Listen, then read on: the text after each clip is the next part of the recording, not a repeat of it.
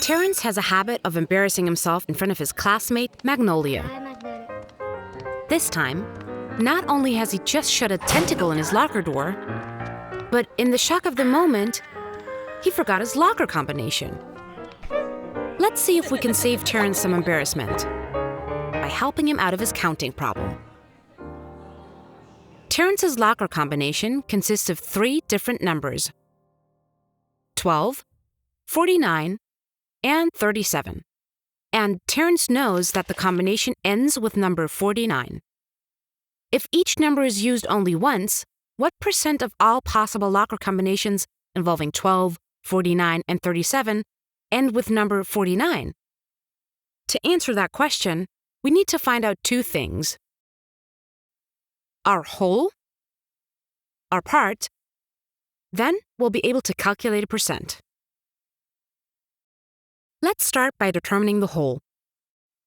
What do you think represents our whole, or total, in this problem? Since we know the numbers 12, 49, and 37 are each used once, our whole will be all the possible locker combinations containing only those numbers. Given this list of all possible outcomes, we can see that there are 1, 2, 3, 4, 5, 6 possible combinations which use our 3 numbers.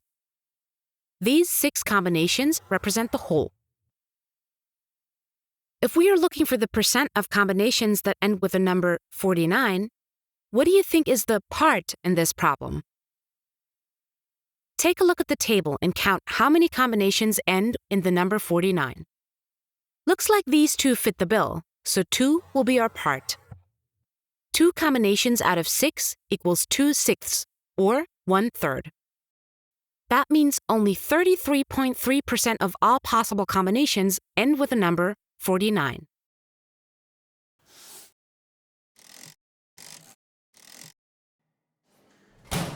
Magnolia doesn't seem fazed by the whole tentacle incident, so she and Terrence head off to their next class.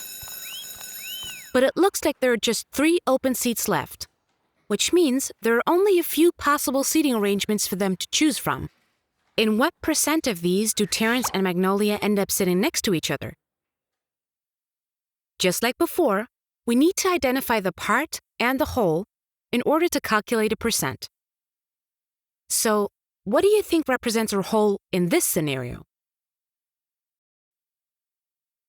Looking at these different seating arrangements, we can see there are 6 possible outcomes total. So that will represent our whole.